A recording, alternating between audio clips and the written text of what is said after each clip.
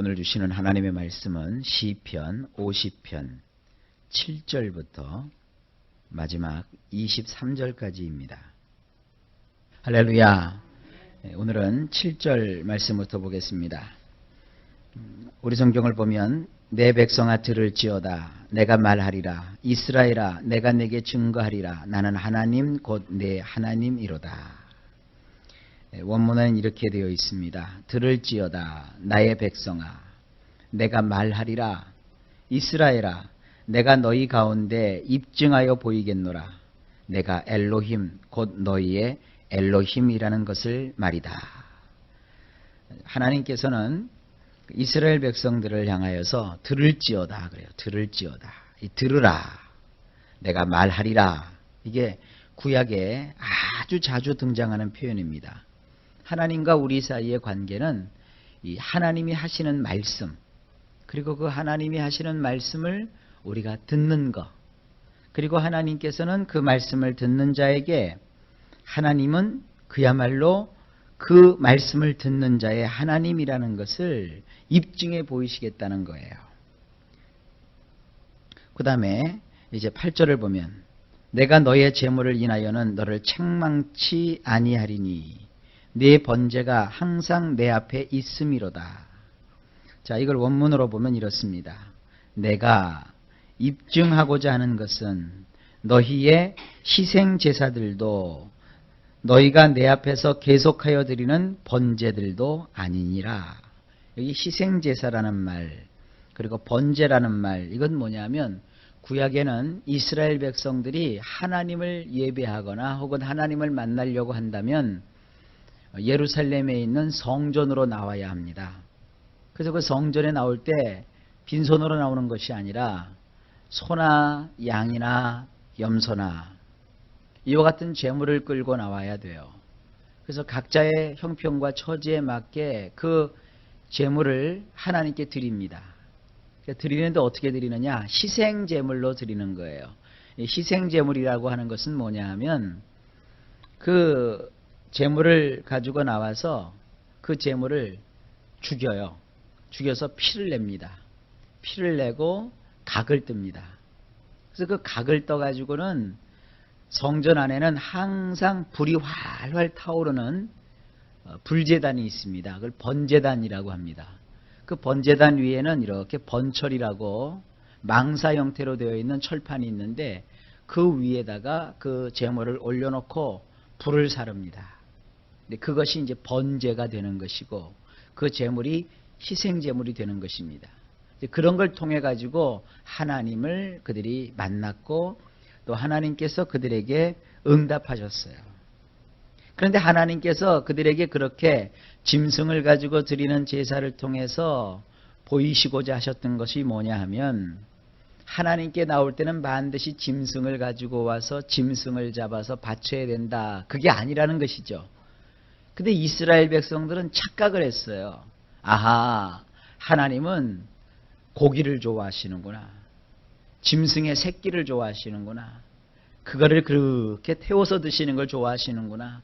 그 연기를 맡기를 좋아하시는구나. 그 피를 마시기를 좋아하시는구나. 이렇게 생각을 했단 말이에요. 그게 아니에요. 하나님께서는 이스라엘 백성들에게 일종의 실물 교육을 시키신 거예요. 어떤 사람이 죄를 지었을 때 혹은 하나님을 만나고자 했을 때는 자기의 힘과 자기의 방법과 자기의 힘으로는 하나님을 만날 수가 없단 말이에요. 그러니까 자기에게는 죄가 있는데 그 죄 문제를 해결하려면 자기 대신에 죄의 삭은 죽음이거든요. 자기가 죽어야 될 것을 대신 생축이 대신하여서 죽는 거예요. 그 죄를 지은 사람은 그 제물을 가지고 나와서 제사장 앞에 보이고 제사장은 그 제물이 하나님께 드리기에 합당한지 살펴요. 점도 없어야 됐고 흠도 없어야 됩니다. 그러면 제사장이 오케이 그래요. 그러면 이 사람이 자기가 가지고 온 제물 머리 위에다가 자기 두 손을 올려놓습니다. 그리고 그 두 손을 올려놓고 소위 말하는 안수를 하는 거예요. 거기서 보면 안수를 한다는 것은 손으로 위아래로 꾹꾹 누른다는 거예요. 그걸 왜 이렇게 누르느냐? 나의 가지고 있는 죄야 이 짐승에게로 다 넘어가라. 그걸 뭐라고 하느냐면 죄가 전가됐다고 하는 거예요. 나에게서 그 짐승에게로 죄가 넘어갔다는 거예요. 그리고 나면 그 짐승을 가져다가 붙잡아 매서 이제 죽입니다. 죽여서 가죽을 벗겨내고 더러운 것들을 다 제거해서 버립니다. 그리고 나서는 그 제물의 피를 받고, 피도 이제 일부를 받죠. 그리고 각을 뜹니다. 그래가지고는 그것을 제단에 올려놓고 불살르고 피를 제단에 묻히거나 뿌립니다. 그래서 그 제물이 타서 하늘 높이 연기가 올라가면 그걸 올라라고 해요. 올라갔다 이거예요. 올라. 그래서 하나님께 올린다. 그래서 그것이 이제 번제가 됩니다. 우리말로 번역을 하면. 그것이 구약의 제사예요. 하나님께서는 고기가 드시고 싶으셔서 그 제물을 잡으라고 하신 것도 아니고, 피가 마시고 싶으셔서 그렇게 하시는 것이 아닙니다. 인간의 죄를 해결하기 위해서는 누군가가 죽어야 돼요. 근데 아무나 죽을 수가 없어요. 여러분이 여러분의 어떤 죄를 해결하고자 여러분 스스로 목숨을 끊는다고 해서 여러분 죄가 사라지지 않습니다. 오히려 인간이 자기의 죄를 해결해 보겠다고 스스로 목숨을 끊으면 자살죄가 첨가가 돼요. 자살죄가 뭔지 아세요? 살인죄입니다. 비록 내 몸이라고 해도 예수를 믿으면 내 몸이 아니에요. 하나님이 나에게 빌려주신 몸이에요. 내 것은 하나도 없어요. 하나님이 빌려주신 거예요. 하나님의 것이란 말이에요. 그래서 자기가 자기의 죄 문제를 해결해 보겠다고, 아이고 이 죄 많은 인생 죽어야지 하고 꼴까닥 하고 죽어요. 그럼 하나님께서는 그 사람의 죄가 사라지기는 고사하고 살인죄가 하나 더 첨가가 돼요.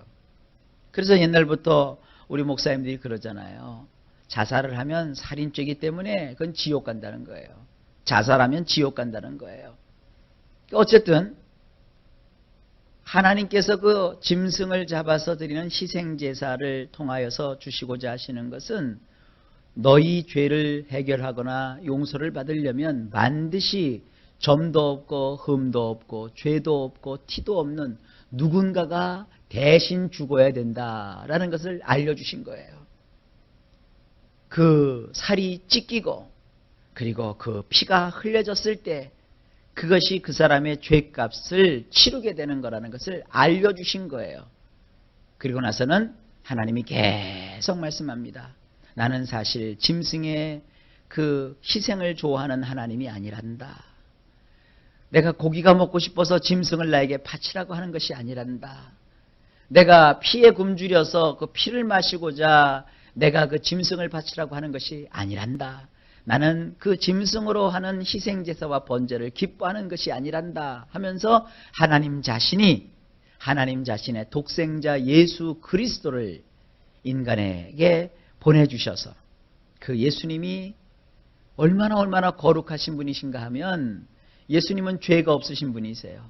그리고 그 예수님의 피의 값어치가 어느 정도냐 하면 저와 여러분의 모든 죄뿐만 아니라 온 인류와 과거, 현재, 미래의 모든 사람들의 죄를 다 용서해 주시고도 남을 그런 엄청난 값어치를 가지신 거예요. 그 예수님이 십자가에 오르셔서 마치 구약에서 희생제물이 도축을 당하고 가죽이 벗기워지고 또 피를 내고 살점이 찢어지고 쪼개지는 것처럼 십자가에서 우리 예수님께서 그 몸을 찢으시고 상하시고 그리고 피 흘리셔서 피 한 방울 물 한 방울 남기지 아니하시고 다 쏟으시고 죽으셨단 말이에요. 그래서 어떤 일이 벌어지는 거예요?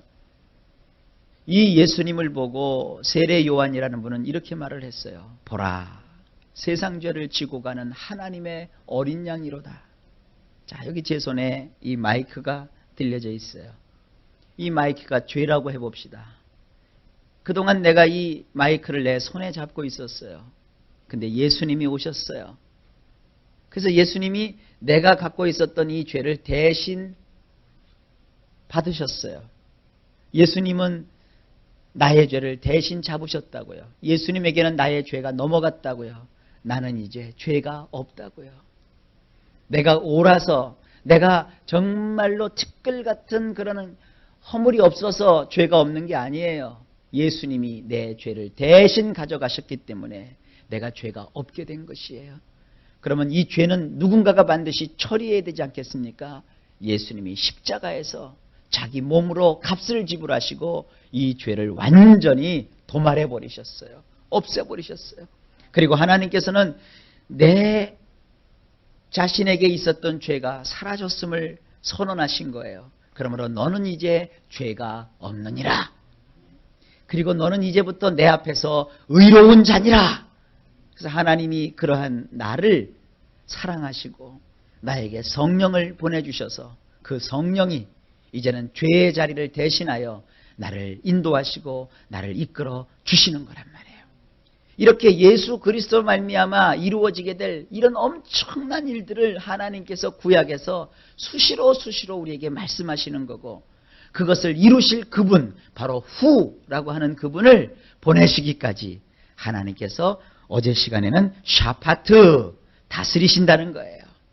여러분, 그런 예수님을 믿기에 예수님은 우리의 질고를 대신 받으셨고 또 우리의 허물을 대신 하셨고 우리의 모든 병을 고쳐주시고 우리를 억만 가지 죄악에서 건져주시는 이런 놀라운 일을 행하시는 거예요.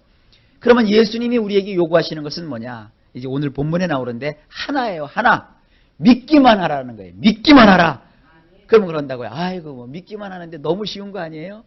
믿음이라는 것이 그렇게 쉽지가 않아요. 차라리 교회 나와서 절을 1000번을 해라 그러면 그건 하겠는데, 믿으라 그러면 더 어려워요.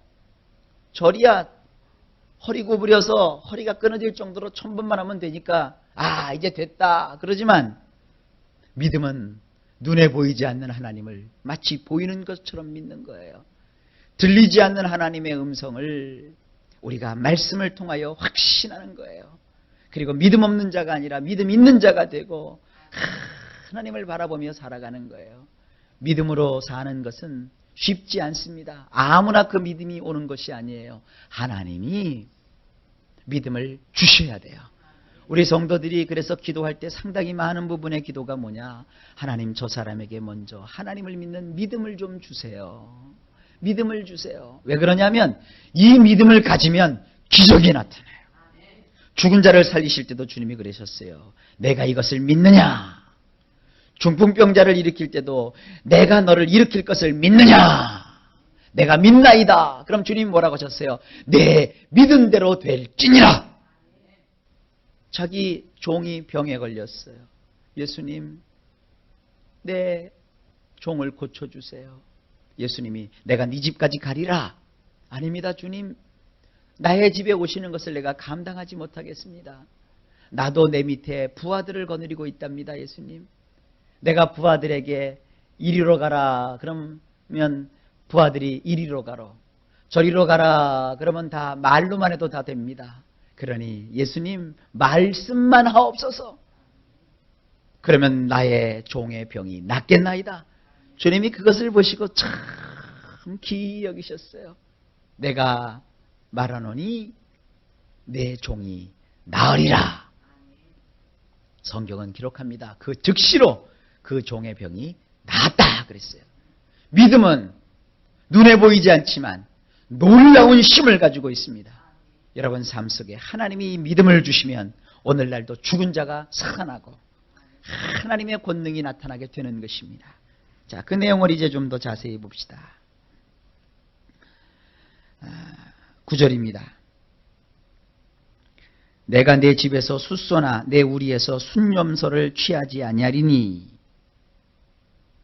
10절에 이는 산림의 짐승들과 천산의 생축이다 내 것이며 산의 새들도 나의 아는 것이며 들의 짐승도 내 것이미로다.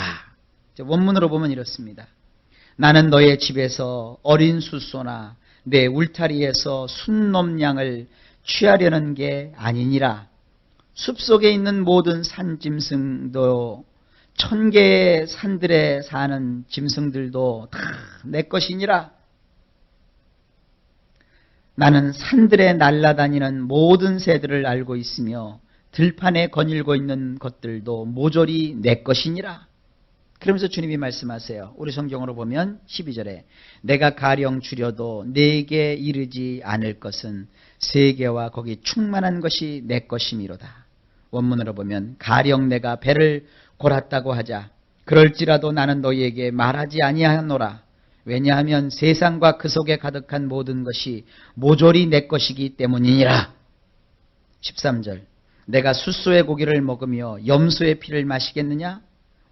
우리 성경에는 이렇게 되어 있는데 원문에는 내가 힘센 것의 살을 먹으며 숫소의 피를 마시겠느냐? 조금 전에 제가 말씀드렸던 내용이 그대로 나오죠? 여러분, 하나님은 참 인간적으로 우리가 표현하자면 자존심이 굉장히 강하신 분이세요.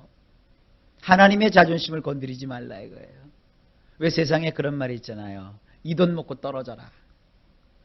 이것 먹고 이 떡 먹고 그냥 끝내라. 사람들이 자기가 가지고 있는 것으로 다 해결하려고 해요. 하나님은 그것 때문에 우리에게 독생자를 보내주신 거 아니에요. 하나님은 여러분들에게 무슨 뭐 콩고물 하나 얻어먹겠다고 여러분의 병을 고쳐주시고 여러분들을 살려주시고 여러분들에게 구원을 주시는 분이 아니세요. 그럼 뭐냐 이거예요. 그 다음 구절을 보세요. 14절 감사로 하나님께 제사를 드리며 지극히 높으신 자에게 내 소원을 갚으며 그랬어요. 이게 이럽니다. 14절에 엘로힘에게 희생제사를 드리려거든 감사로 드리거라. 지극히 높으신 자에게 맹세한 것이 있거든 갚기나 하거라. 하나님이 우리에게 요구하시는 것은 재물이 아니에요. 그 재물을 가지고 제사를 드리는 자의 마음입니다. 감사라는 마음을 요구하시는 거예요. 하나님의 말씀을 소중히 여기는 그 사람의 아름다운 행실입니다. 삶을 요구하시는 거예요. 여러분 이걸 잘 아셔야 됩니다. 하나님은 우리가 드리는 재물에 관심 있는 것이 아니라 그 재물을 드리는 그 사람의 마음이 중요한 거예요. 하나님을 향한 그 애정, 하나님을 사랑하며 감사하는 그 마음, 하나님이 그거를 요구하시는 거예요. 그래서 제가 그런 얘기를 잘 하잖아요.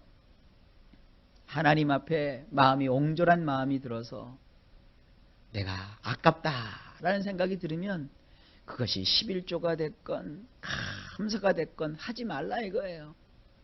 아무리 많은 재물을 가지고 나와도 그건 하나님께 연락이 되질 않아요. 그러나 비록 작은 것을 내가 이 몸을 드려야 되지만 몸을 드릴 수 없으니까 내 몸을 대신해서 작은 물질을 드리더라도 거기에 온 정성과 마음과 감사를 담아서 하나님께 드리라 이거예요. 그런 것은 괜찮아요. 그러나 거꾸로 믿지 마세요.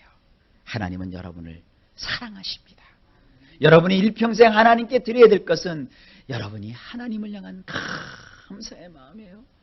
하나님은 나를 위해서 독생자 예수님을 주셨는데 나는 하나님을 위해서 어떻게 해야 됩니까? 하나님은 나를 위해서 이렇게 아름다운 것을 허락해 주셨는데 나는 하나님 앞에 어떻게 이 감사를 표현해야 됩니까? 그런 마음, 하나님이 요구하시는 것은 그런 마음입니다. 그러면서 주님이 말씀하십니다. 15절에 환난 날에 나를 부르라.